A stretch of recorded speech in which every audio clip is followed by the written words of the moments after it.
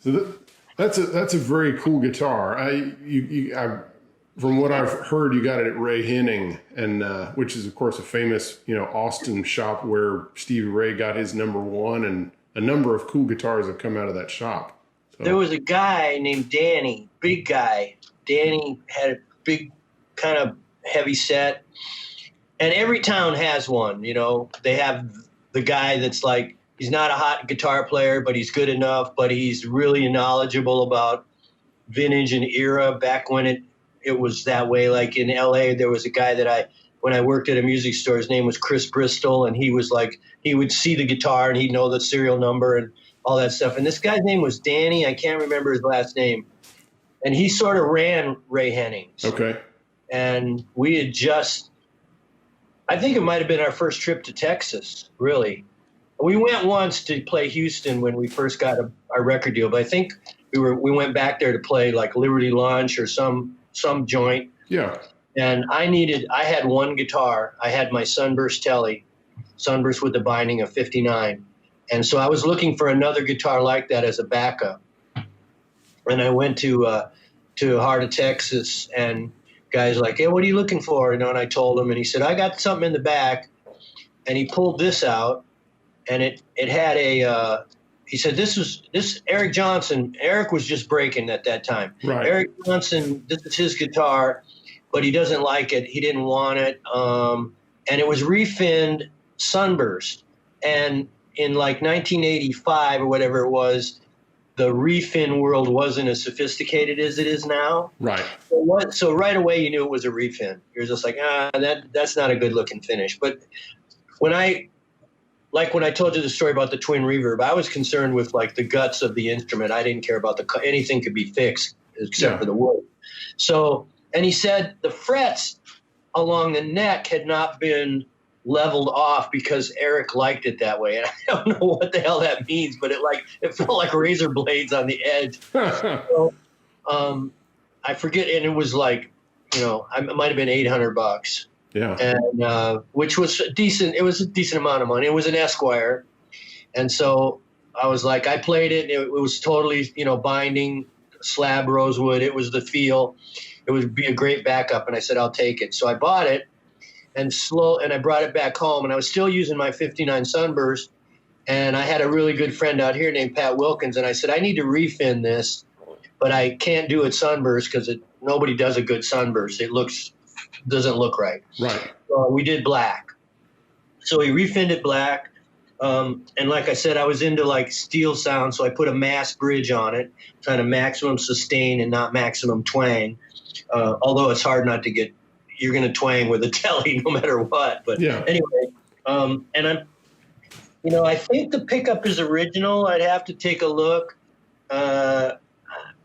I've used a lot of Seymour stuff in my life, and he has been very kind to me, and he can really nail. First time I met him, I brought him a guitar, and he said, "You like the sound of this pickup?" I said, "Yeah." He says, "Go to lunch and come back." And I was with my wife and my son, and in Santa Barbara, and I went to lunch, and I came back, and we A-beat it real quick, and he totally nailed it. Wow. So he's brilliant with all that stuff. He is. So I don't know, but this really became my #1. Yeah.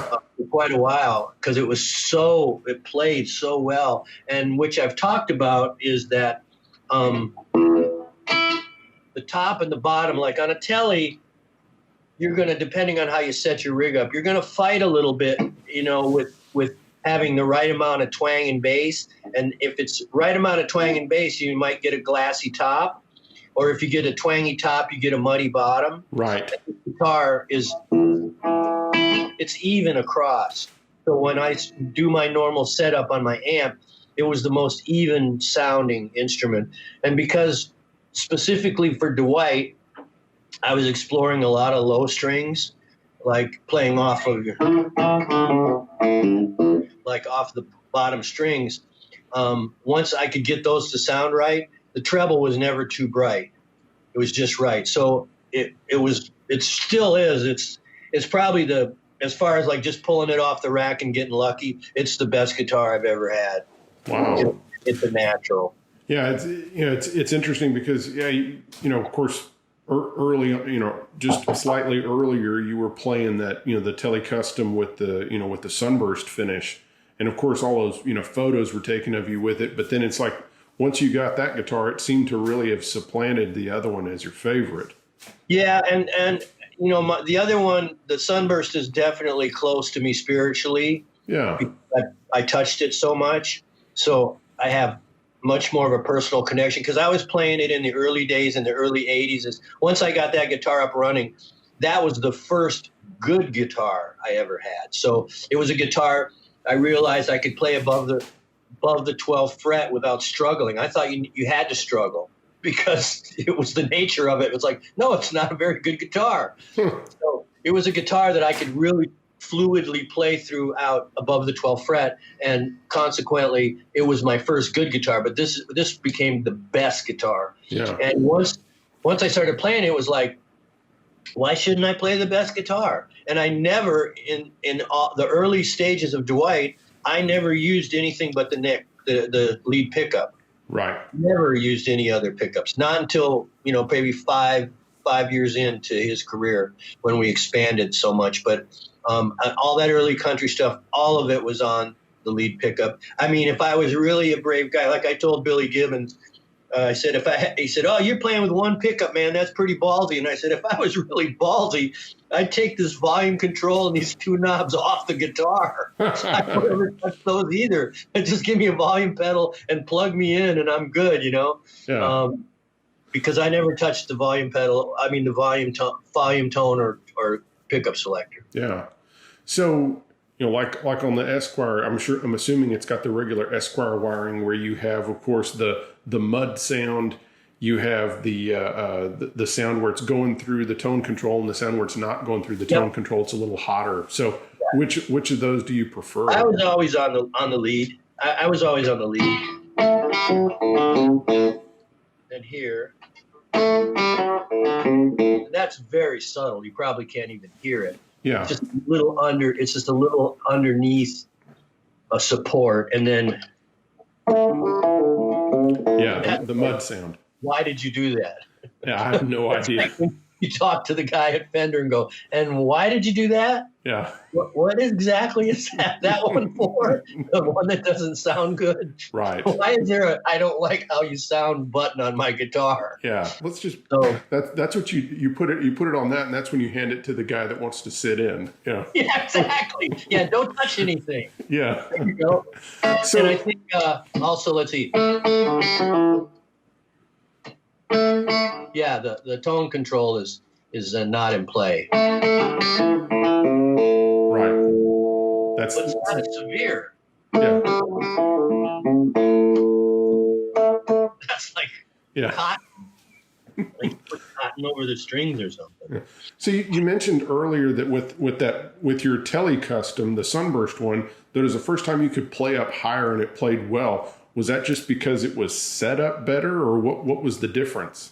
Well, the Tele that I was playing before that was a Blackguard, a real one, like a 51 or a 52 or something. Yeah. But it had been tortured, it had a couple of refrets, and those necks have a real high radius to the neck. Yes. And it's a radius that comes all, there was no multi-radius. Right. The radius comes all the way down. So it was a struggle to play above the 12th fret, because you really had to dig in, because you would fret out. There was so far you could bend it, and then it would hit the top of the next fret because of the angle. So that guitar was a cool guitar, and it was a Tele, and it was the Tele I wanted to play, and it was a early 50s. But structurally, it had some problems. Yeah. Those guitars structurally have problems. Yeah. Because of the radius of the neck, mostly. So the 59, did it have the regular stock frets on it, the little vintage frets, or had it been refretted with bigger frets? It had been I refretted it. Mm-hmm. I never used big frets. I used tall frets. Okay. So, hey, Kevin, what's the fret number? 6105 Dunlop. Okay. And those came out about at that time, where it's like, I said, I like a high fret. but I don't like guys who are like, way back. You're young, but in the early days, they did some whacked out stuff like put bass frets on it. People did all kinds of crazy shit, right? Right. Trying to customize their guitars, and it was nowhere near the art that it is today. So when the 6105s came out, and I was refretting that guitar and getting it ready to play, I put those in there, and those are my frets of choice forever on every instrument I have, because I want the instrument to feel the same, whatever instrument I play. And the frets and the radius of the neck are big players in that. Yes, they are. So with the 59, it's a slab rosewood, so it's not as severe. It didn't have a multi-radius neck, of course, but it was not as severe as the maple telly, and the frets were higher. And I found this guy in Glendale, not far from my house. His name was Jack Willick, and Jack Willick was an older guy who'd been out here forever, and he was a guitar repair guy. And he way back in the day, he had gotten out of the Navy, I'm going to guess in the 40s, and he wanted to work on guitars. And Gibson had a lifetime guarantee, but you had to be an authorized Gibson guitar repairman, which meant you had to go to Kalamazoo, I think, wherever they were. It must have been Kalamazoo, and you had to spend like 6 months there and study. And your graduation was predicted on a guitar that you had to build. So he had to build a guitar from scratch. Wow. And then he would be certified to be the guy. So he got to be the guy, I think it was in Chicago, and then he came to LA. And he lived like blocks from my house, and I found out about him, and it was like, oh, Jack Willick. So some of the hipper cats said, yeah, Jack Willick, he's the guy. And he was sort of semi-retired. He worked out of his garage. Coolest dude on the planet, really cool guy, and super knowledgeable, obviously, about guitars. So I brought it to him, and he just made it awesome. I mean, it was like, this really plays. This does everything I would ever ask of a guitar. I have a real guitar. Yeah. It's like buying an L5 or something where it's just perfect. Tellys aren't perfect. They're kits. Yeah. Sometimes you have to beat them into submission. You have to work at it. It's a difficult instrument. Once you buy into it, though, you'll never get what you get from the telly anywhere else. I agree. So, it's initially a struggle. And we talked about that before, because when I first got the telly, I kept trying to make it sound like a Gibson till I started exploring telly players. And there wasn't a lot, my guys were blues guys, and they were all 335 guys, except for maybe Albert King. So it was humbuckers. And when I started playing the telly, I had to find a template. I mean, how do these guys, who's playing it? And I actually saw Albert Collins in like 1973 or something, and just freaked me out. It's unbelievable what he was doing, the sounds he was getting. And we discussed those other guys. So there was a whole host of telly players that I gravitated towards and said, these guys are not fighting the treble. They're giving into the treble. Yes. They're using the treble. And that takes some technique and accuracy. And I always say, not to brag on myself, but I put in thousands of hours. But if you're going to play a Telecaster through a Twin with no stomp boxes or anything, with just a cable, you better know how to play, because it's gonna be a rough road when you start stumbling through stuff, because everything is exposed. Yes. Every little tink, clink, plank, plink, that type of stuff. So consequently, it was a great study for me when I gave into the telly and started playing that way. Yeah.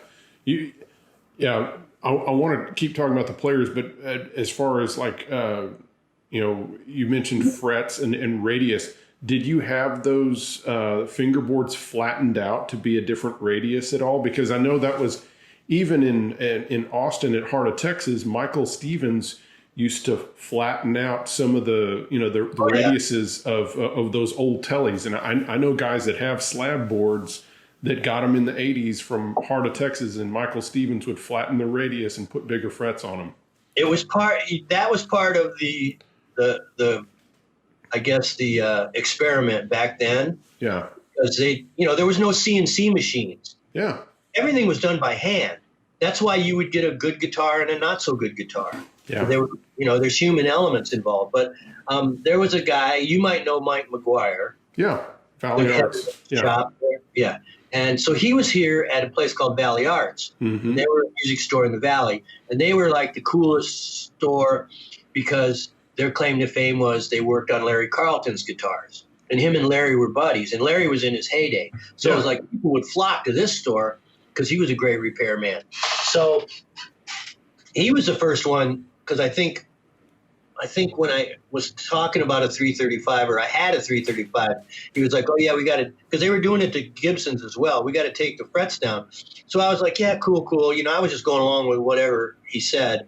But after when I got the telly and I put the right frets on it, I didn't need to level them.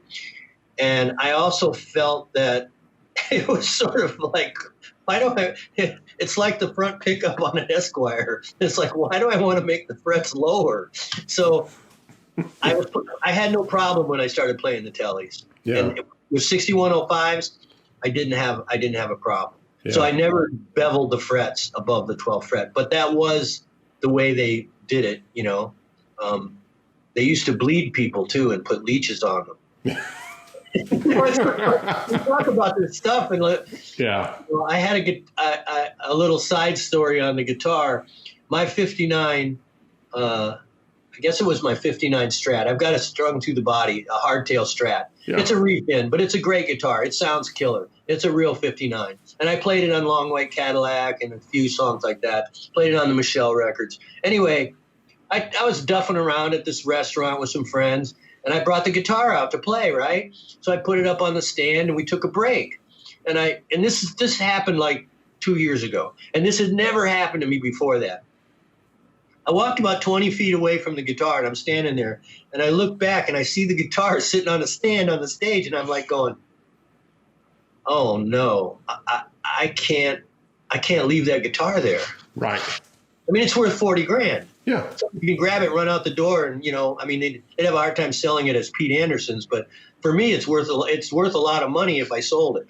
So, and it's a great guitar, and I had the thought, it's like the whole time I'm on the break, I can't walk outside, I got to watch the guitar. I got a little paranoid, and I usually don't, but it dawned on me that day. It's like, and it was sad because it's like I can't really take these guitars out to play. Yeah. So I came back on Monday, and Kevin was here. And I said, I need to build just something to play in the clubs that if I've never had an instrument stolen, knock on wood, thank God. But if something happened, I wouldn't be losing, the Holy Grail. So we got into Mark Janney, who's a guy that does relics and all that stuff in Missouri.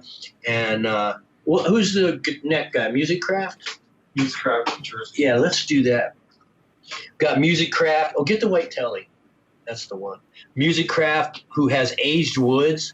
Mm-hmm. So they made me the neck, and I called everybody up and I said, I don't want any hot rod shit. I want what was the fingerboard, the neck, and the body on a 59 Strat or a 59 Telly. First I did a Telly, so I said, what was it? So they built me what would have been off the rack a 59 Telly.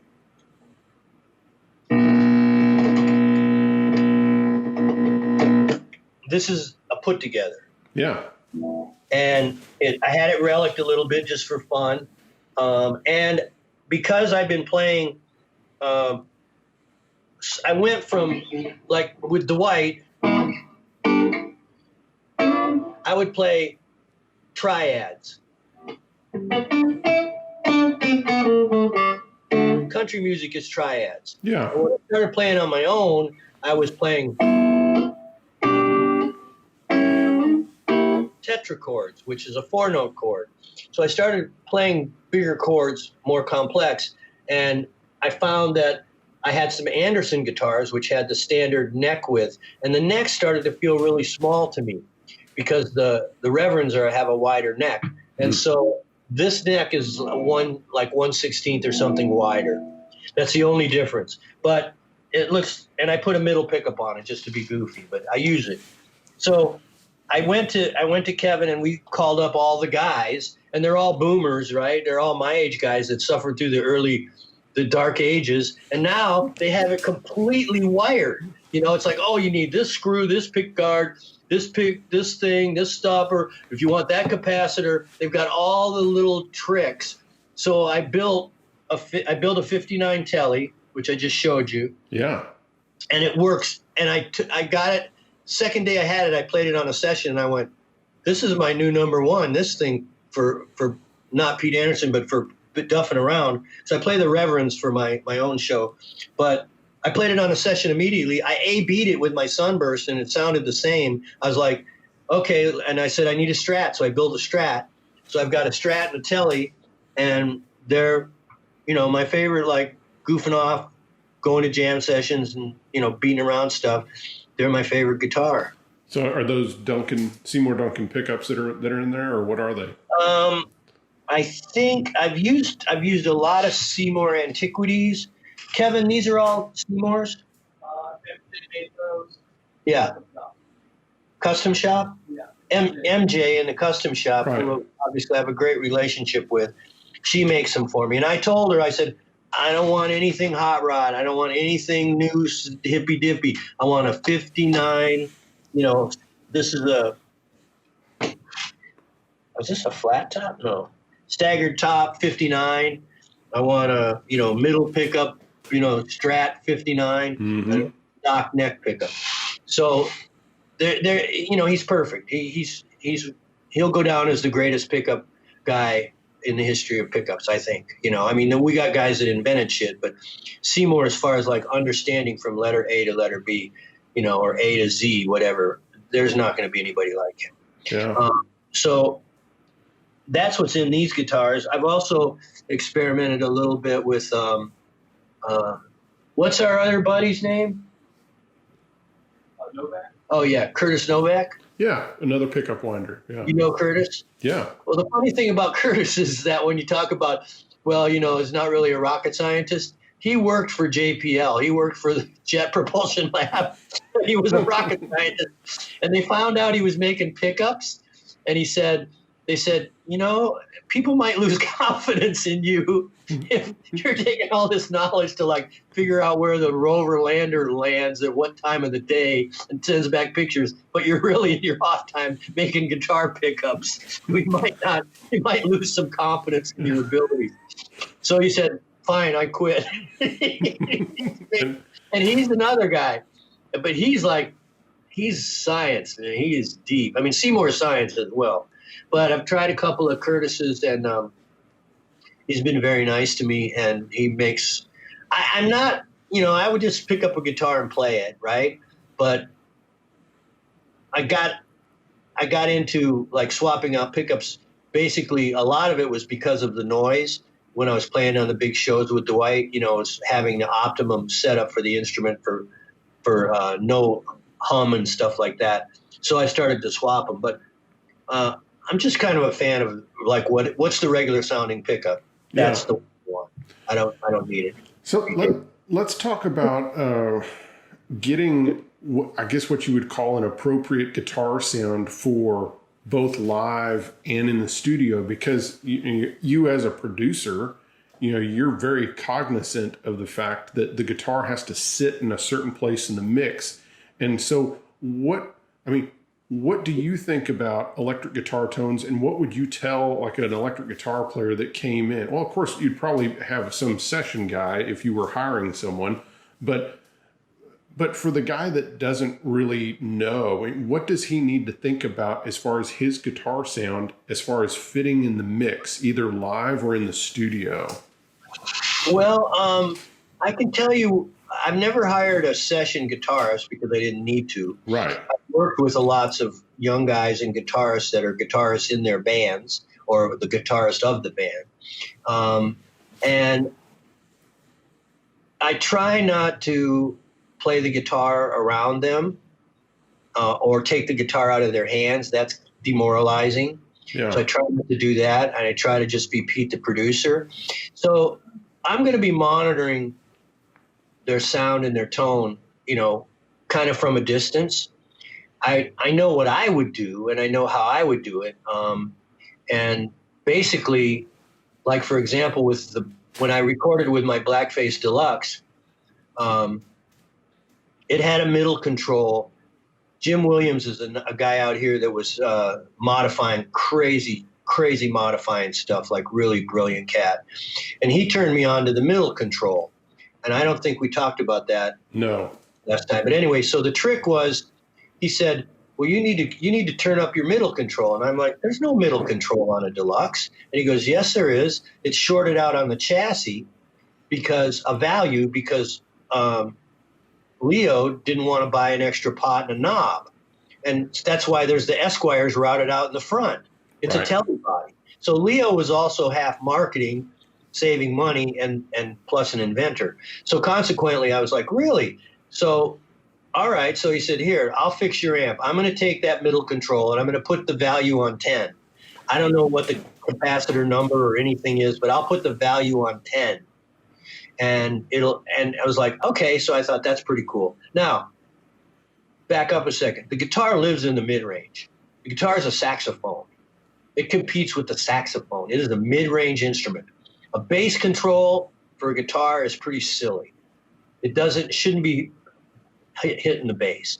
You know, if you're playing some all alone in a supper club and you need to have a little oomph in the bottom of your jazz guitar or something, I can see it. But as far as like, 4-piece rhythm section or 5-piece rhythm section, you don't need much bass on the instrument. And you're probably not going to get much help in the bass area from a Fender amplifier because of Leo designed those amps. So that said, I would have my middle on 10 because it was already shorted out. I'd put the treble on 5.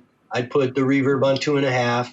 I would put the bass anywhere from none to maybe 2.5. And especially like when I was playing clubs, if I was in a corner, would be a bass trap. Right. Need the bass. If I was on a flat stage with no sides, I might need more bass. I never had the bass up over 3. So the majority of that sound was my live sound. And I would get my live sound, I would adjust the bass. The other numbers were always pinned. They were where they belong. But I would just hit a note and go, and I would hear I'd hear the bass touch the note. I'd hear that as I brought up the bass, I could hear when it touched the bottom of the note. And that's about where I would let it lay. When I went in the studio, the middle stayed on 10, but the treble would go down to 4, and the bass would probably come up to 3. Because I was under the microscope, I wasn't in a bass trap. I had an opportunity to have fidelity, let the microphone work a little bit, and let the surroundings work a little bit. And that's kind of where I did it that way. And then when I got into a twin, I don't know if we talked about the twin. We did talk about that some in the mods that you had done on that. Yeah, so we changed the value of the bright switch. Yeah. So it sounded like a big deluxe. But the same thing. I would set all the knobs the same on the twin, just like a deluxe. 5 on the treble, maybe 3, 2.5 on the bass, and middle crank. It's got a middle knob, so I just crank it. Yeah. So in working with somebody, I haven't had an experience where I really had to take apart somebody's sound. A lot of stuff I can do, I can shape it after they go home, fix it for them. And so I think taking that into consideration, my main impetus as the producer would be, I want them to be comfortable. I want them to not be frustrated especially if it's their first or early times in the studio. That can be really shocking. Yes. Really shocking. Yes. And you're standing there playing and 3 guys are staring at you. And maybe your bandmates, they're all like, okay, dude. And you're not very good. Yeah. Play a solo. Yeah. Yeah, exactly. So that I try to avoid for the player, that I want them to be completely comfortable. I can really do some magic once they leave.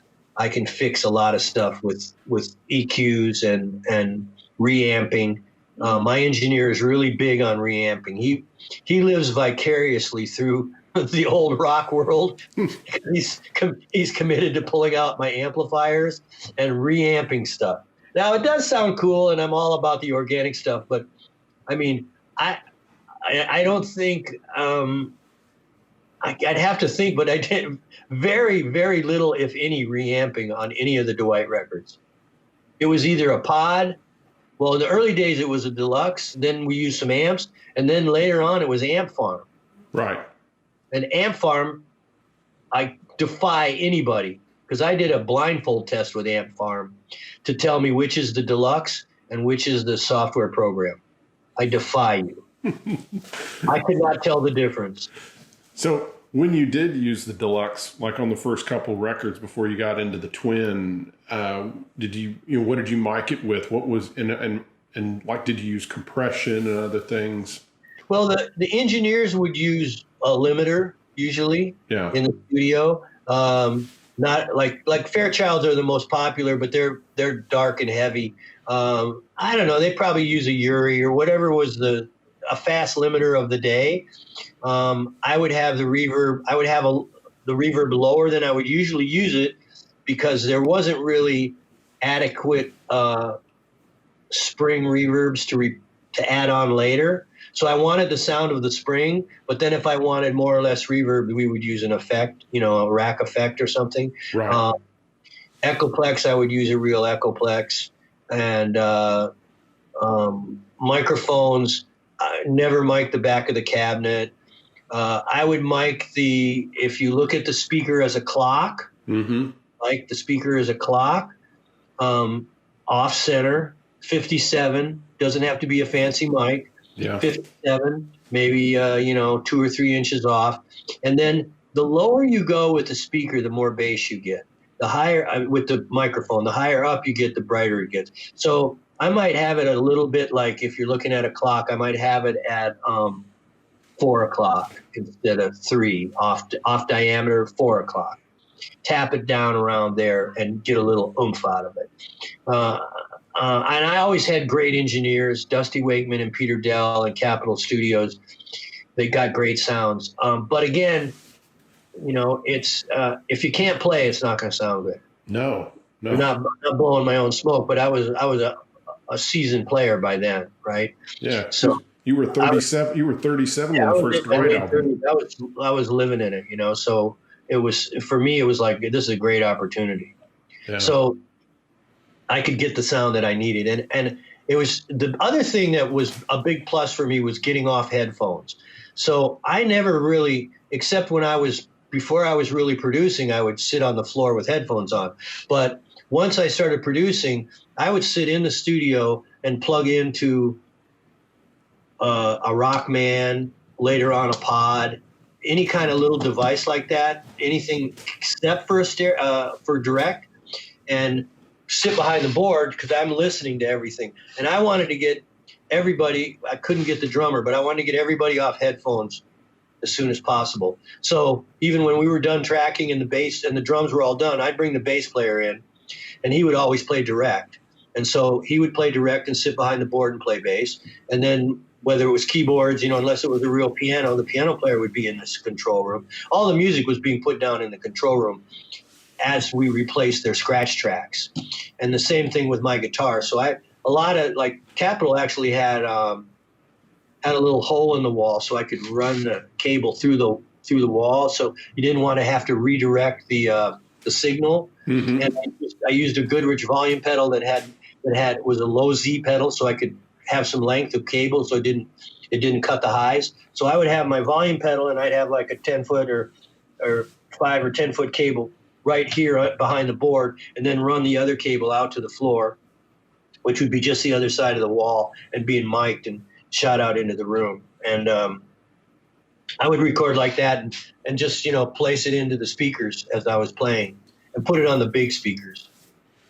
Play it kind of band volume. Yeah. So because what you're describing is, and again, and I've read this in some of the interviews that you've done where, you were trying to get the drums first. And then, of course, immediately, like you said, you're wanting to get everyone off the headphones, and then you're recording kind of piecemeal. So what was the advantage to you? Why did you want to, because of course other producers would have said, oh no, I want to have all the band playing at the same time. What was it about your records that you wanted to have the drums, and then you have the bass player replace his part? And And again, and also the headphone thing where he's like, I don't want them on headphones. I want them to hear the big speakers in the control room. So tell us about that. Well, we all played together, Yeah. right? But I was only interested in, I was not mic'd and set up to keep anything but the drums. So the drums were first. And most times they're not, except for a fiddle, acoustic guitar, or mandolin. They're the only acoustic thing on the record.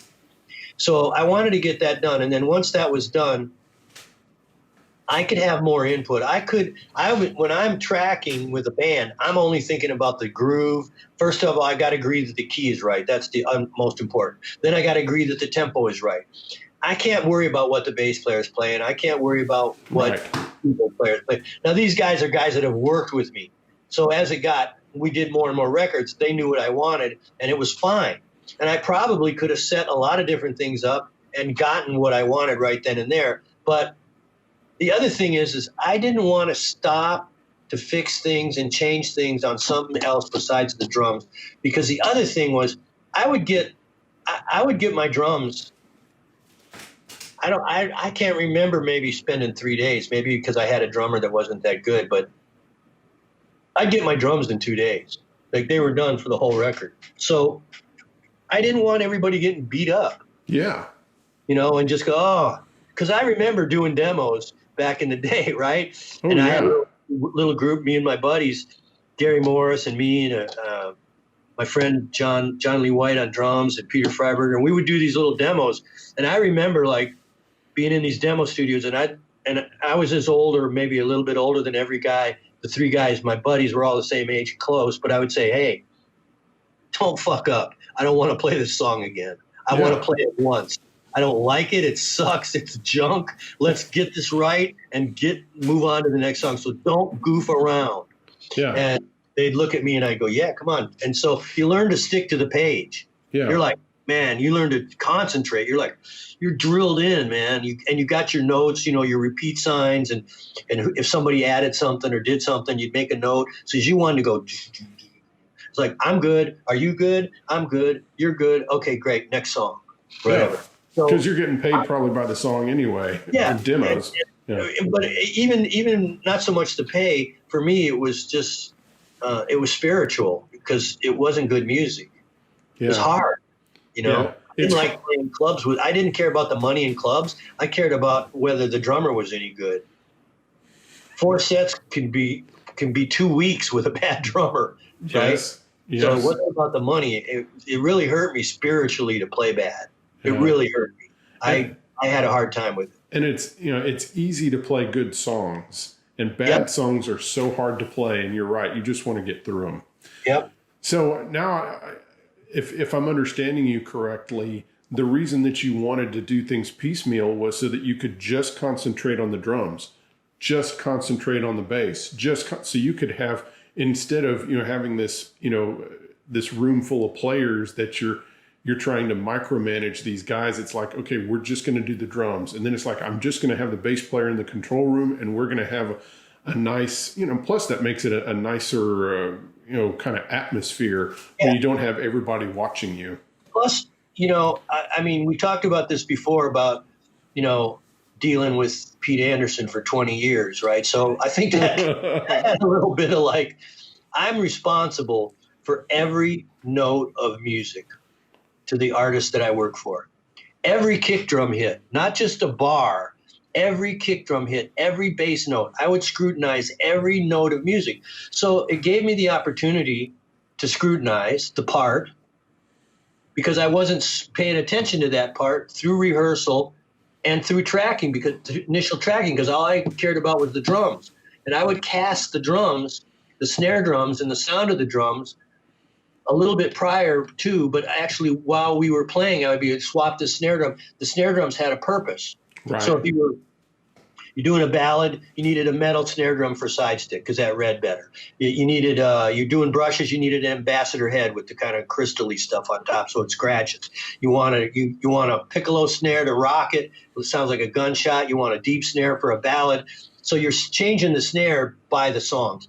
So that was all I was concerned with, was getting that right with the tempo. And I would listen to the singer, because things do change a little bit when you get into the studio. So making sure they were always comfortable getting all the words out in the fashion they wanted to the tempo of the song. So then it would be the bass. Okay. So in the case of the bass, do I want flat wounds? Do I want round wounds? Most of the time I would be consistent with one bass. Sometimes it'd be like, you need flat wounds with a pick. You need round wounds with a pick. Are we going to double this with a click bass?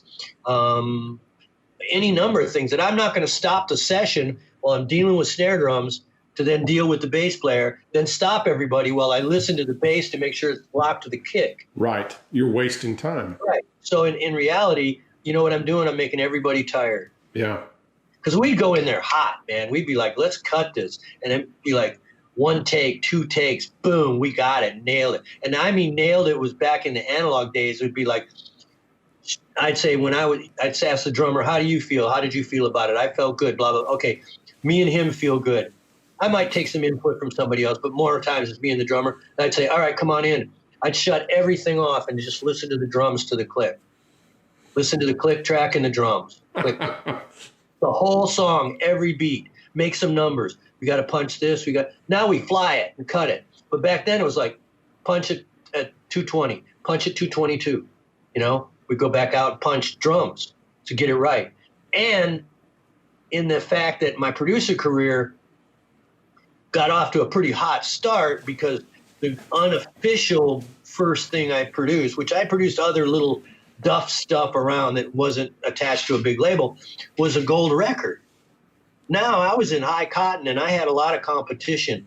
And I was in LA where the competition is at the top. Yes. Okay. Nashville had a way of being a factory and they made great sounding. I don't like the sound. I don't like the sound of the records, but they're great sounding records. And all those guys were really great technicians and the studio musicians were great. But LA was the cutting edge. It was like London. It was cutting edge, the coolest, newest ever, whoever. Budgets were crazy. People would spend $350,000. Eagles would spend a week getting a kick drum sound. So I always looked at that group, because I lived in this environment, as the competition for Dwight. Yes. I didn't know about the competition in Nashville. I didn't listen to the records and dissect them from that perspective, right? I would hear them on the radio and that was it for the most part. I was in competition with John Cougar, with Bruce Springsteen, with the Eagles. I was in competition with the way those records were made. And those records were made every time they made a record that was the latest, greatest, cutting edge, best mixer, best mastering guy, best cartage, best, guitar rental. It was the best of the best in the world. It was on the cutting edge here in Los Angeles. Yeah. Los Angeles, like it or not, is the media capital of the English-speaking world. If you were here and we went to go get a taco in Burbank, we'd see like 10 little brick buildings, and I go, they're doing the new Disney movies right in there. They're dubbing it right now. Over here, they're doing some Jim Cameron space age movie. It's all right here if it's in England. So that all trickles down. All the gear trickles down. So that was the competition for Dwight that I felt. And I realized that as I would work, I would make a record, and then I'd come back, and it was like I'd work with engineers. While I was on the road, they were doing another 8 months, and they go, oh, you got to use the new Sprinky Spronky box, and this happened, and that guy did this and flipped the tape over. And I'm like, what? Show me that. I wanted to know. Whether I used it all or not, I wanted to know what it was, because I felt an obligation to the artist. So let's, you were talking about, the drums, and then, you're doing bass and stuff. So let's talk about putting yourself as the guitar player under the microscope. So how would you think about casting parts when it came to your guitar playing? Well, some of it would be drifting around during the rehearsal, like a 5-day rehearsal. I would have some ideas. And then I was pretty good at like shutting up and listening to the track, where let's say we've had fixed instrument day, a fixed pitch. So all the piano's done, all the bass is done, all the drums are done. Let's, for lack of an argument, we could say the acoustics are done, whatever. So it's guitar time. So it's today's guitar day or guitar week or whatever. So I'd get, everything set up the way I told you, and I'd be comfortable. And then places where, the rhythm parts, I would sort of know what I needed to do rhythmically. So I would start, and I sort of called it guitar and a half. So I would play the rhythm. I tried not to play rhythm and then play lead over the rhythm. I wanted to sound like one guitar part, but I called it guitar and a half because I would play rhythm first. So I'd get the rhythm groove the way I wanted through the whole song. Then I'd go back and in the appropriate places that needed an intro, a turnaround, a solo, an outro, I would take out the rhythm guitar or have it on really low and take it out later. I didn't rely on it because I wanted to play to the rhythm section, but without a guitar, because that's the way it would be live. Right. So I would usually listen, just play the track.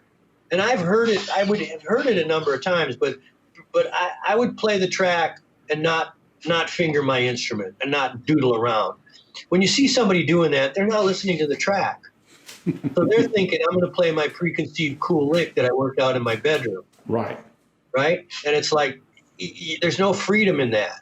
That's like a painter going in and deciding, I'm going to paint, square strokes over this canvas. You have to put some color to it and then see let it talk to you. So I would not say anything. I would just let the music play. And 95% of the time, I can't remember getting stuck. Let me put it that way. I mean, getting stuck in that I have no idea what to play. I always had an idea what to play, but music would come to me in my head, and I would hear something in my head, thematic or something, as the song was playing where I needed to play, and it would be an inspiration for me. I might not play that, but that would start it. That would be the little piece of sand that went in the started the pearl, right? It would be like, oh, okay. And I've had a few situations like that where in the middle of playing something, I would come up with an idea while I was playing it, and a thought would come to me, and I'd turn around and play. Like I should dig out the name of the song, but I can't remember the name of the song. It wasn't a difficult thing, but I was playing this solo on a Dwight song. And it might have been this time's the last time. I can't remember the song. It wasn't an revved up thing. So I'm playing Pete Anderson on the front half.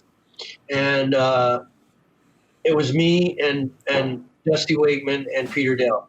And so I'm playing, and I got to the 5 chord, and I was like a 5 chord back down to the 1. And I started playing for the first time. It was like, started sounding stock. Like, oh man, and I played, got a couple of radical things, nothing too big, and then I think Dusty was like, that's it, that's really great, and it's like, and Peter Dell, what do you think? That's great, and I was like, if both you guys like this, I don't think it's good. I think you want me to stop. I think you're blowing smoke. So Dwight came in, right? In the studio. And the one cool thing when he was younger, I guess, or he may still be that way, I'm not sure, but he was a radical, he was like, fuck yeah. It's like, you play more radical shit than that. I've heard you play crazy. It was no, like, that's too much for me. Yeah. That never entered into it. It was like, no, go for it. And we'd laugh. If I hit one, we'd be both rolling on the floor because it was so whacked. So when he came in and I said, what do you think of this? And he goes, oh no, man, you got something better. It's like, and it didn't have to be revved up. So anyway, what happened is I'm sitting there playing, and I get to the 5 chord, and I play, and as I got to the 5 chord, this thought in my head went, Buck's Polka. And Buck's Polka is and I went, Buck's Polka, and I went, I can't play without a pick, but I started doing that. And I started playing Buck's Polka, and it came into my head like maybe a quarter note before I needed to play it. And I played it all the way down, and he started laughing and rolling on the couch. I went, that's it.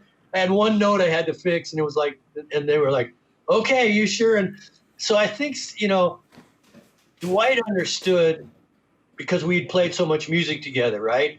The other guys were kind of more square ball about it. They were like into like the hip sessions more, and not necessarily safe, but I guess safe. great tone, great sound, great everything, but nothing really dangerous, right? Nothing like I never heard that before. It'd be like listening to Amos Garrett play Midnight at the Oasis. You go, what are you doing? Yeah. And somebody that's going to wear a scarf and be an artist is going to say that's amazing, and somebody else with a little suit on is going to go, I don't know about that. That sounds like a Hawaiian guitar. Right. Sure, you want to do that? And that's like one of the greatest solos ever. It absolutely is, and you hit upon something about your playing. Your playing always had kind of a going for it, and also a sense of humor. And and you'd heard because you would play like some wild crazy things. I mean, like the intro to Please Please Baby, or the solo on that, or like the cool intro on I Got You, or even just the way you played rhythm parts, almost like a rhythm and blues country player.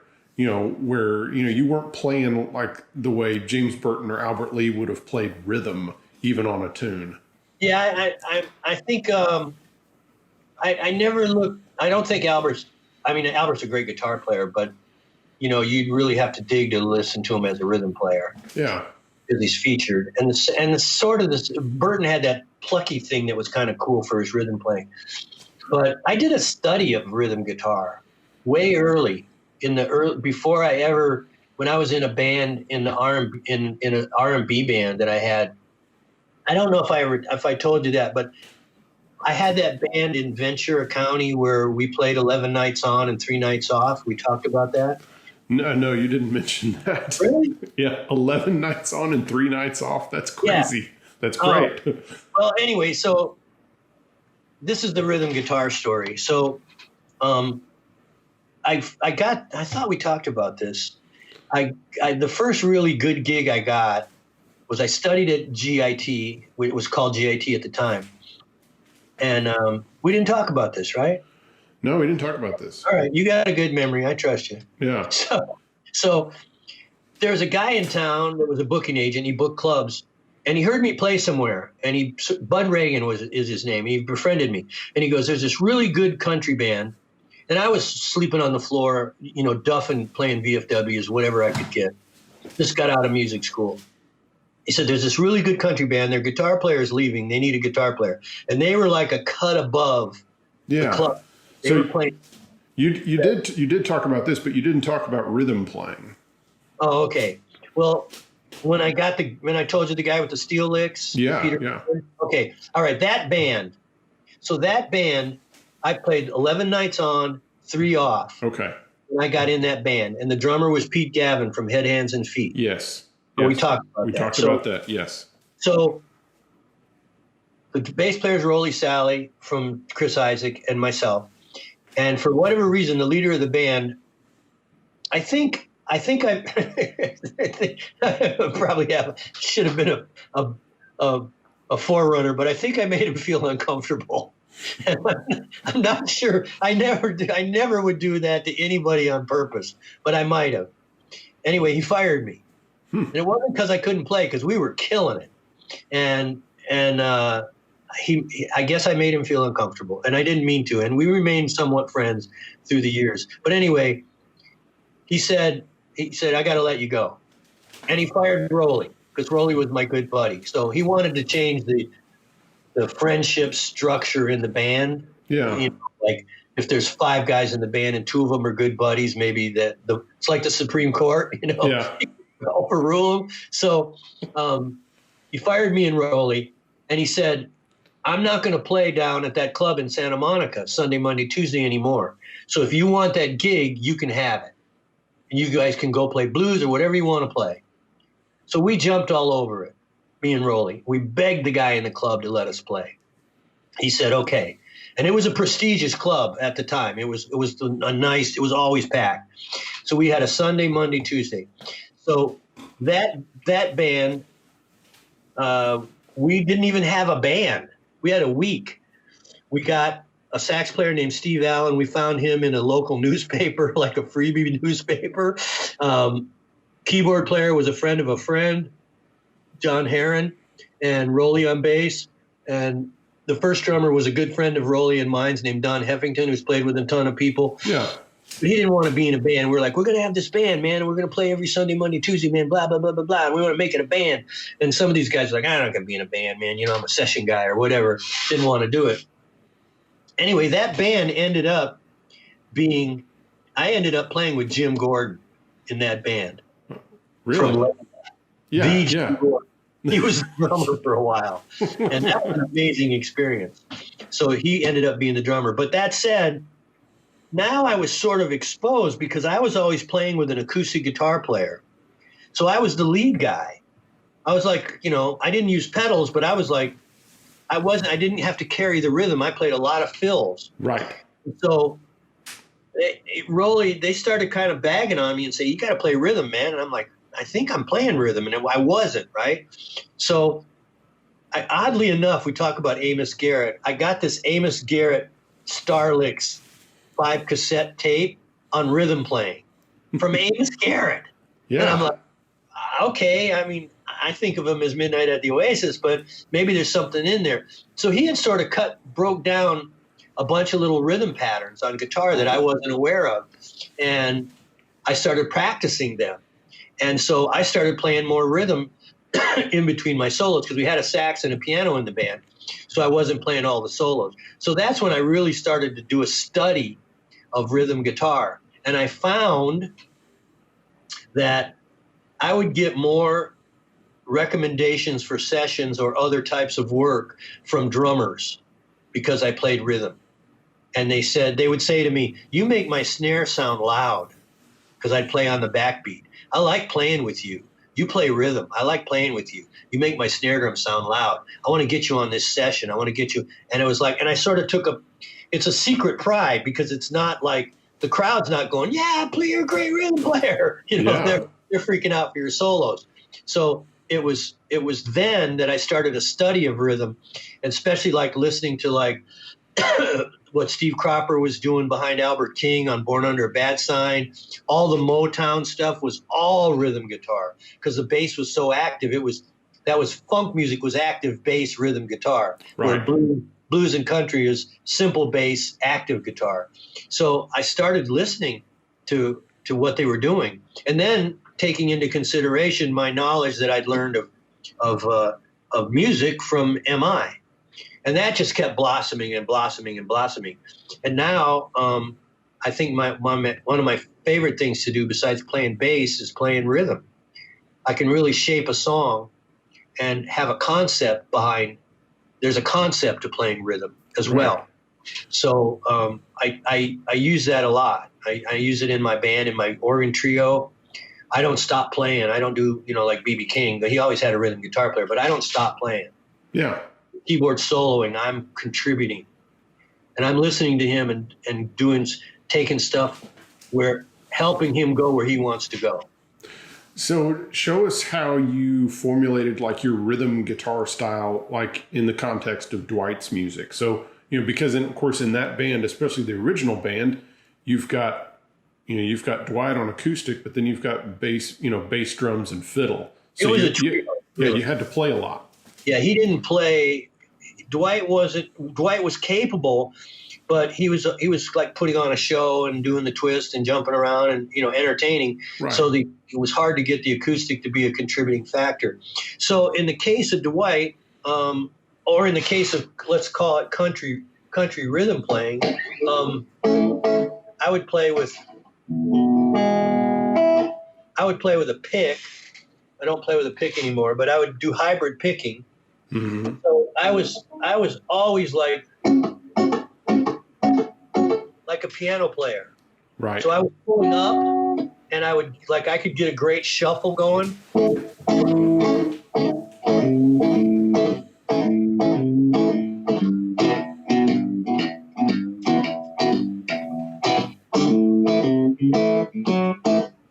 always had that going. And the only thing you had to do was relax it because it had a tendency to want to feel ahead. So you have to feel very lazy and swing it instead of stiff. It's got to be ba-do, ba-do, ba-do. Yeah, it's got a swing. Yeah, the volume increases and decreases. Get it to swing. And then you can do.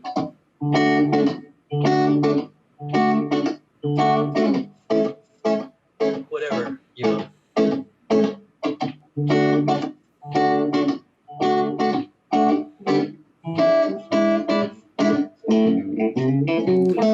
See, you're using a bunch of, I guess, what people would kind of think of as R&B rhythm guitar stuff, where you're kind of bouncing with your left hand.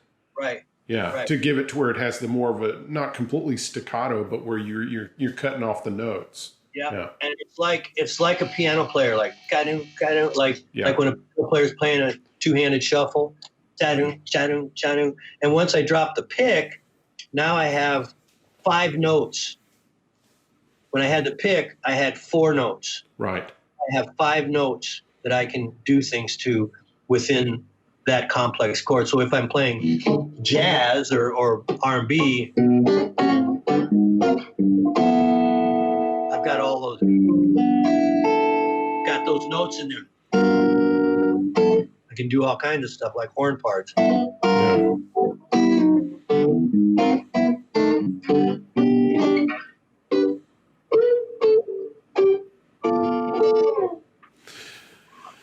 So and then as far as your lead playing and your solo, yeah. So of course in the band you're covering that that rhythm part, and you're really integral. And then you've did you hate it when you soloed and the rhythm the rhythm guitar dropped out when you're playing live? Well, in the initial what we call a trio with Dwight, Yeah, it was.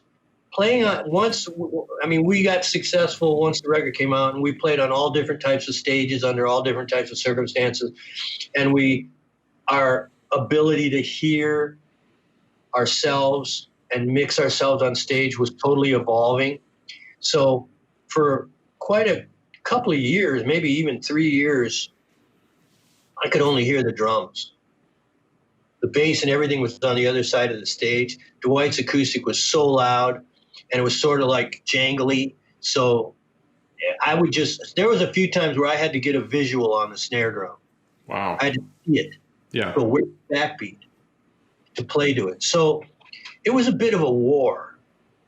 So there's like a good side and a bad side. I mean, there's a positive side to your wish, and then there's always, a negative side. Could be a negative side to your wish. It's like, I want to go around the world and play guitar and have everybody like my guitar playing. And it's like, okay, your wish is granted. But at the same time, I'm going to have a guy with a garden hose and a super high powered fan stand in front of you and blow water on your face. You're like, can I try it a little bit? I don't. Will that work?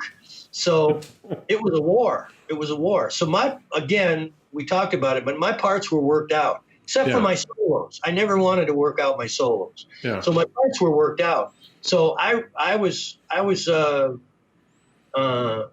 just steadfast, like, I don't know what you guys are doing, but I'm playing my song and I'm in time with the drums. That's what it is. As it grew, it got better. Yeah. Because we went on in-ears and stuff. When in your solos, because you always had one, you had your own sound, and as soon as you played a solo, you knew it was you. It didn't sound like anybody else.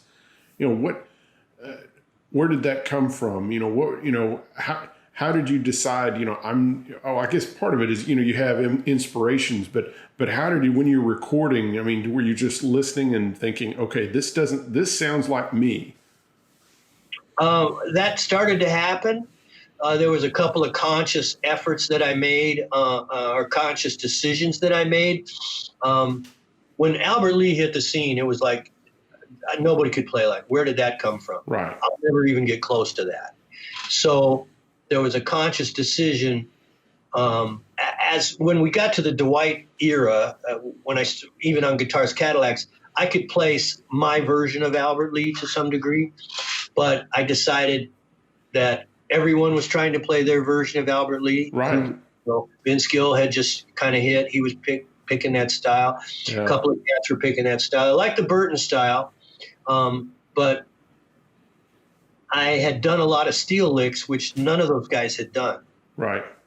Burton, out, none of them. Maybe Ray Flack a little bit. I loved Ray Flack's playing, but I was playing like trying to sound like a steel guitar.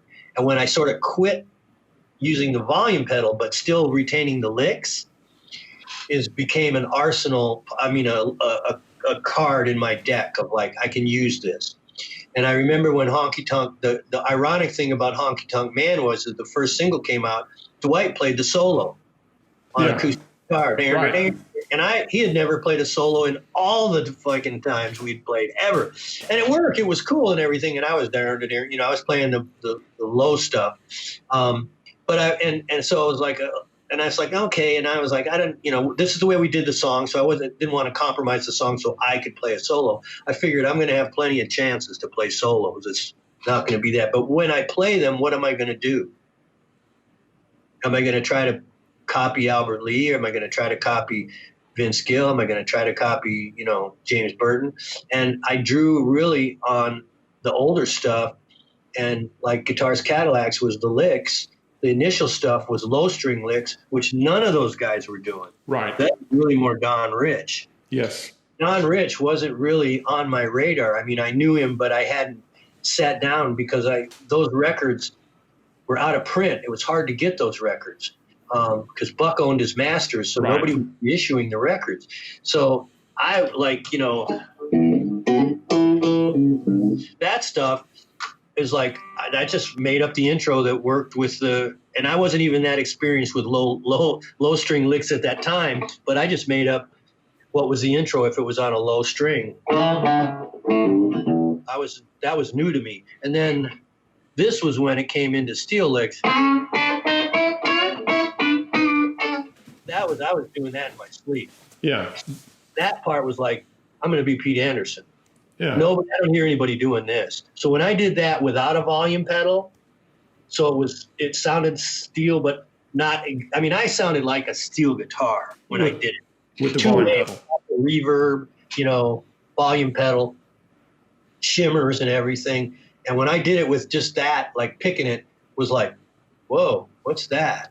To me it was me, but I think to everybody else was like, I don't know if that's ever been on record before. Anybody doing that? You might know more than I.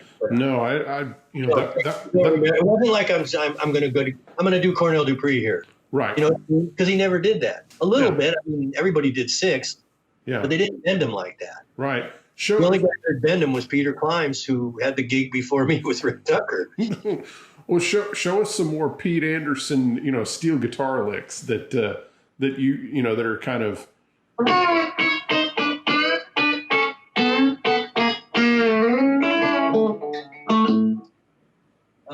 The single strings, which so you're major 7 to 1. Can you lift up the guitar a little bit more so maybe we can see a little bit of the neck? Hold it up. Yeah. Yeah. So those half step bends. And so I'm playing. So you can just find them everywhere, just if you look for them. So it's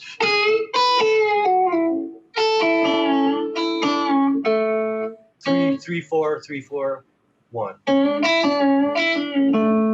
Yeah. And the thing about the steel guitar is the steel, although you can make it romantic, the steel is yes a pedal.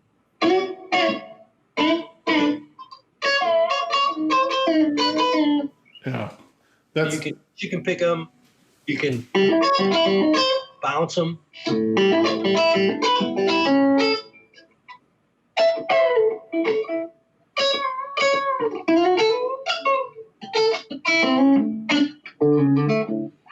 Yeah.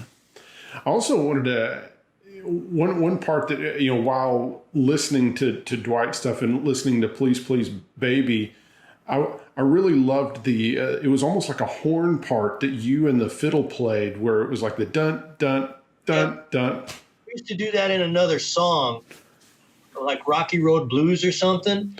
And when he wrote Please Please Baby, it was at a different tempo.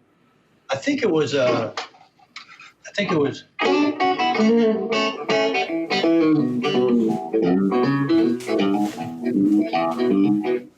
I think we were at a different tempo initially, and then we got it back down to where we recorded it. And and Brantley and I used to go.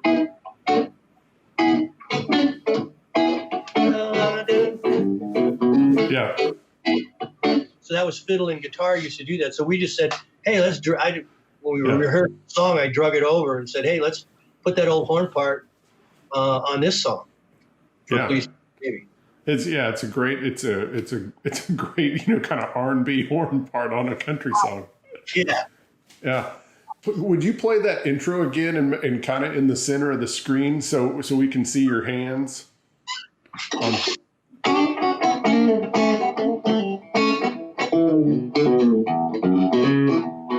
Yeah.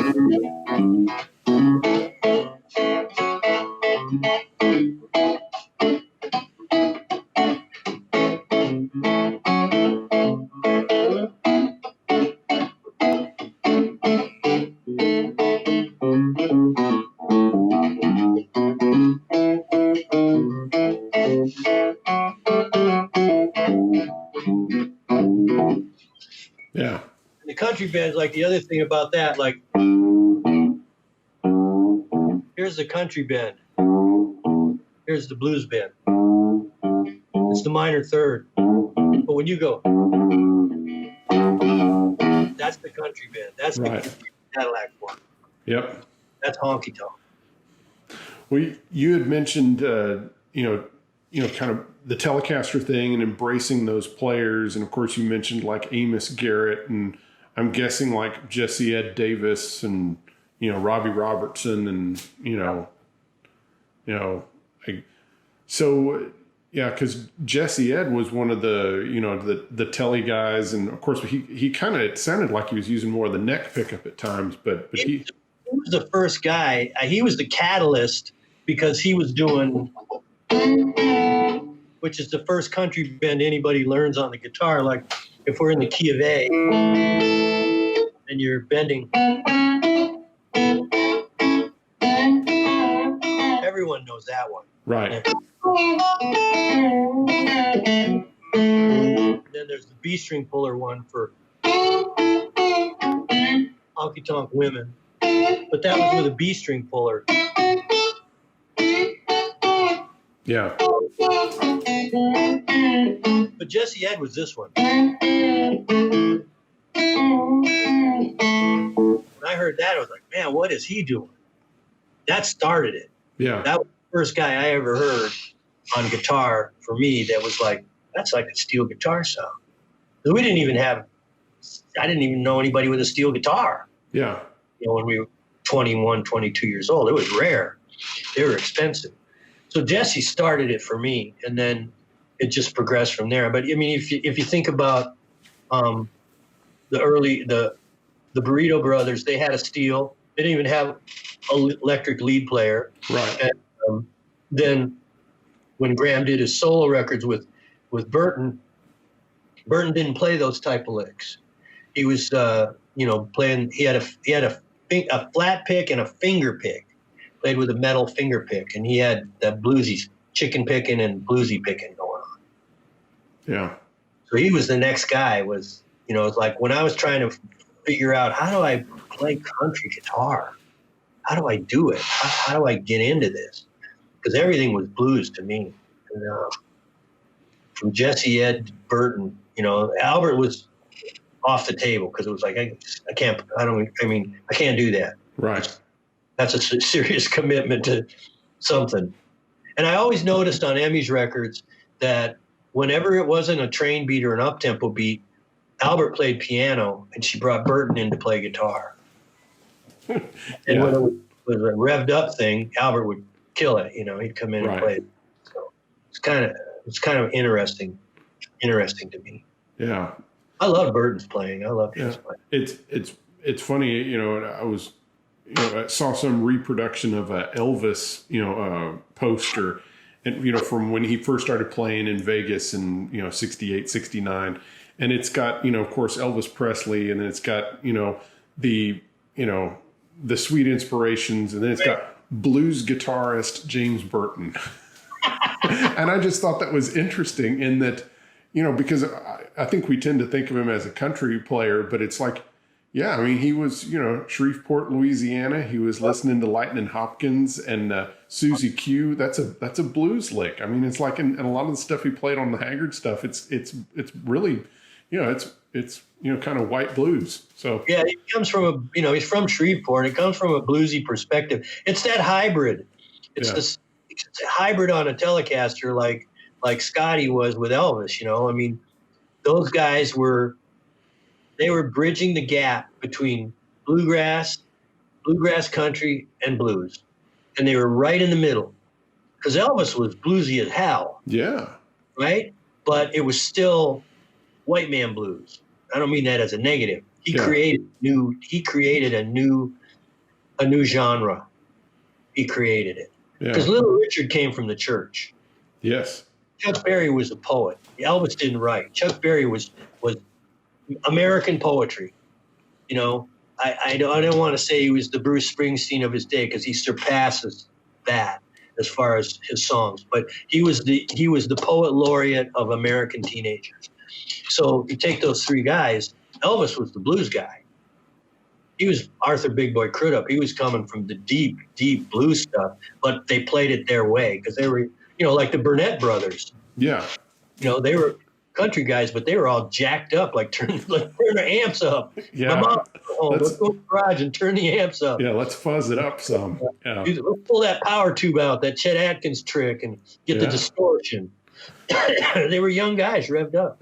So name a couple of albums or tracks that still get you excited to this day, that you can put on that record and it just it gets you excited, like just the energy and the musicality of it. Let's see. I got a lot of favorites. They'd probably be odd, but lay it on us. Well, I guess I would say that the music sends me like music used to send me when I was a kid. It wouldn't take much when I was younger to hear a certain thing, you know, and get a special, you know, hear Little Walter or hear Muddy Waters and just get a kind of out of body experience, like, geez, because it just was so rhythmic and so real, you know, like sexual or sensual, not sexual, but sensual. It was the human condition. But I've listened a lot to Chet Baker singing and playing, but specifically his singing, because his phrasing is unbelievable, his vocal phrasing. And he sang kind of like he played the trumpet. And then there's a reprise record. I forget the name of it, but it's kind of, and it's not a greatest hits, but it's Frank Sinatra on reprise. And going on the road for like 10 years, I listened to that record over and it's Fly Me to the Moon and just all his great standards. And I realized that it was seeping into my guitar playing, in that Frank invented that style. They called it like the barroom singer, the saloon singer. There was others that came before him, but once he hit, you know, he was the Elvis Presley of his era, or whatever you want to call it. And his way of being this Italian guy with a voice, swinging, singing, and swinging vocally, he invented it. Everyone else follows behind Frank. Everyone. There might be better vocalists, better pitch, this, that, but not with the phrasing. And so phrasing, as I got older, became much more important. And I listened to that record so much that it started to really seep into my guitar playing. And I started playing swinging chords like the horn section was swinging in his records, and trying to emulate, I guess, because I was really working on my singing, but trying to sing late, like he sings late, not singing on the beat. Right. And it creates a swing. So those records still like if I put the Frank on, I could listen to the whole record, nonstop. I just love the musicality. I love the harmony and the chords in the horns that are playing and just everything about it. Recently, I watched a documentary about Nina Simone, Yes. and I always looked at Nina Simone. I wasn't an authority on jazz vocalists or female jazz vocalists, but I always had her under Sarah Vaughan, Ella Fitzgerald, that host of women that were jazz singers. And I saw this documentary, and I didn't realize what a great piano player she was. Mm-hmm. She studied to be a classical piano player, and her wish was to play Carnegie Hall, to be the first black woman to play Carnegie Hall, give a classical concert at Carnegie Hall. Well, she didn't do that, but she did play Carnegie Hall as Nina Simone, the blues jazz singer. She didn't do it as the classical. But her phrasing, how she can play, and like if she never even sang a note, she'd be like the killinest cat on the bandstand, right? She'd be like grooving so hard with the band, and then sing on top of it and sing late and mess with the lyrics. I don't know how she does it. It's brilliant. It's genius, and she was a genius. So that is super inspirational to see that and try to like get a piece of it. Yeah. Let a little rub off. Can I get just a touch? Yeah. And it enters your brain, it enters your brain in the back. So, and I love Wes Montgomery. I still listen to Wes all the time. Favorite album? All of them. Okay. All of them. The ones with his brothers, the master sound or something, they're difficult because they were mastered poorly. So you got to turn it down when the saxophone comes on, and then turn it up when the guitar comes up because they're not mixed right properly. But I can't remember. I might have heard something, but he's never been bad. He's never been even close to bad. Yeah. And then on top of it, he invented it. Yeah. There's another guy that went, I never heard anybody do that. That's why I give a lot of credit to Stevie Ray Vaughan, because you cannot do that. You go, that's Stevie Ray Vaughan. So if you did something that powerful, that well, and you made a mark with it, you need big credit for that. Yeah. What he did. But Wes never lets you down musically. He never plays over your head. His tone's always great. His composition to solos is what I'm paying a lot more attention to these days. It's very difficult because you guitar players are jitterbugs. They don't want to like spew out a bunch of stuff, and it's always like less is more, less is more. A friend of mine, Coco Montoya, is a blues guitar player. Been around. John Mayall and others. Yeah. So he was Albert Collins' drummer before he became Coco Montoya, the blues guitar player. He played drums, and he played for Albert Collins. And he told me a story once. He said they were doing a bunch of shows with Albert King. So they would open up, and then Albert King would go out there and play. And so he got to see Albert King from the wings quite a few times playing back in the day. And he said he was sitting down with him once, and he called him Bert. And he said, Bert, he said, man, how do you do it? He said, you go out there every night, and you just play these solos, and you're just burying it. How do you do it night after night? And he said, Albert King said to him, Coco, I play every other note I think of. But it's true. Yes, he's editing. I tried it one night. I was at my gig, the Pete Anderson gig, and that was stuck in my head. Play every other note you think of, and I was like, and I did it. And somebody did a camera phone on me once, and a couple days later I saw it, and I went, "Damn, that works!" But I got to stay with it, and you have to figure out how to apply it.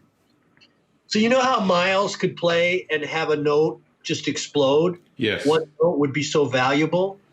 I mean, it's inner space instead of outer space, right? It's like trying to find the right note at the right time, the right tone, and the right place in the bar line. Because the big parts of the bar line you know, the quarter notes inside of a bar are just suggestions. They're you know, they can say this is the beat 1, beat 2, but it's like, yeah, but maybe I want beat 2 to really be, you know, a 30-second behind, you know, beat 30-second, beat 1 and 31, 30 seconds. So it's indefinable. That's where the painting comes in. That's where the creativity comes in. And so learning to know that exists, and then learning to control it. Yeah. Really, really difficult. Okay. So we're gonna wrap it up with this. So Okay. you know, because we've gone an hour and a half again. Oh, no. So I want you to list, you know, some of the recordings that you've done that you're most proud of. That I've done? Yeah.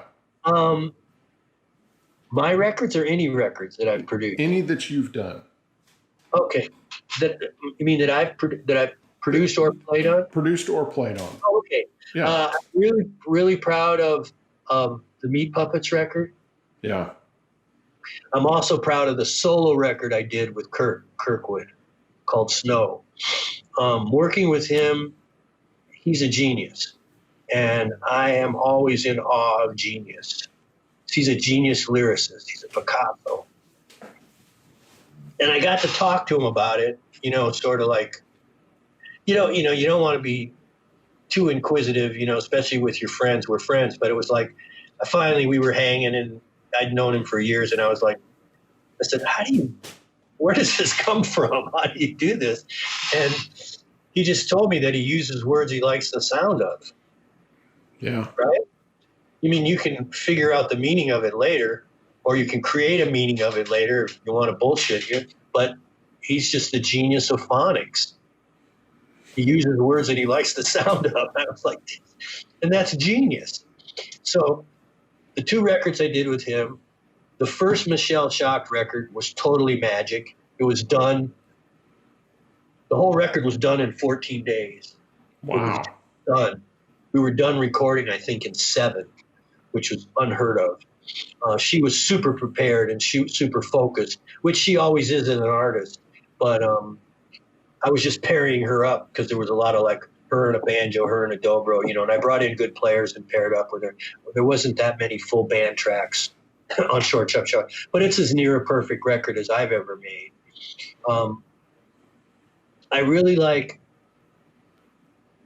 my record Even Things Up, and I like my record Birds Above Guitarland, because those are definitely records where I made them of age. I'm at the age. I'm in full control. I've made many records for other people, and now I can. And I don't like to produce myself. I think Mike Murphy produced me on those.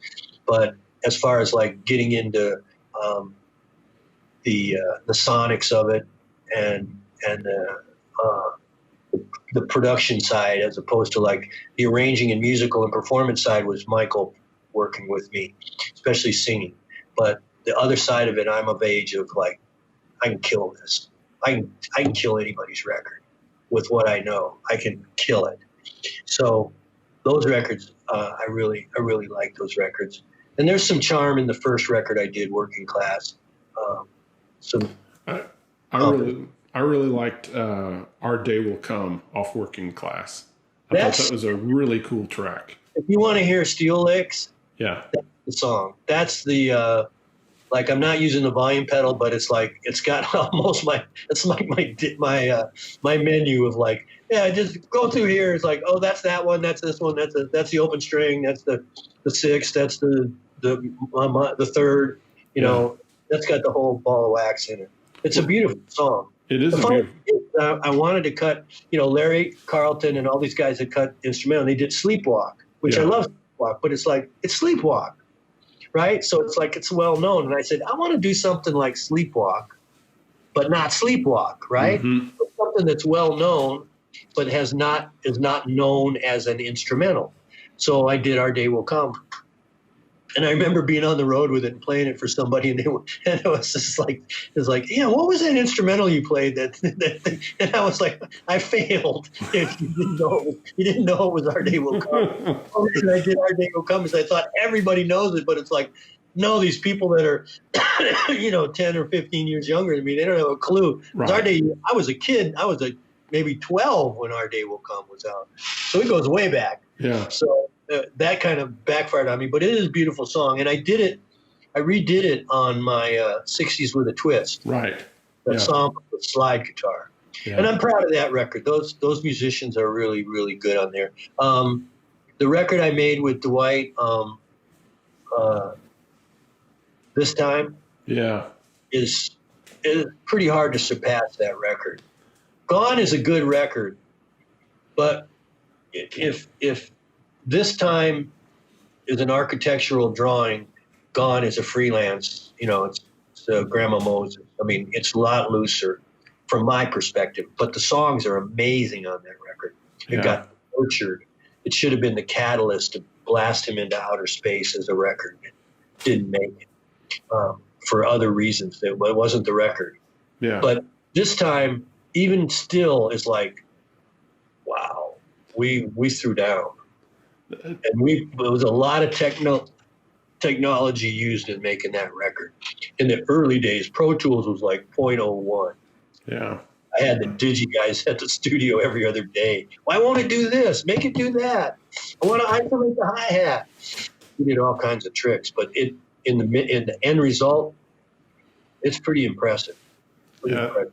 This Time is a really great record, and it made a lot of impact, here in Nashville when people heard it. I mean, they were just kind of in shock over it. It was just, it's like, wow, the bar has really been set high sonically. Powerful. It's a powerful record. I love the songs on the Steve Forbert record I did, The American in Me. He's a great songwriter. I'm a sucker for great songwriters. I've gravitated towards working with songwriters. He's the guy that came to me and said, here's the 10 songs I want to record for the record. And I was like, oh my God, we don't have to do anything. These are ready. Yeah. 10 of the best songs handed to me from day one. I mean, I've made some really good records where other songs came into play, but never where the guy just said, here's the 10 I'm doing now. It's kind of like Dylan or something. Like, wow, impressive set of songs. So I love great songwriters. I'm enamored by great songwriters. In awe. All right, Pete. Well, thank you so much for giving so freely of your time and sharing, your insight and wisdom and a real treat. So thank you for talking with me today, Pete, and very, very honored. And may you be blessed. Thanks, buddy. You too. Okay. Everybody stay safe. All right. All right. Bye-bye.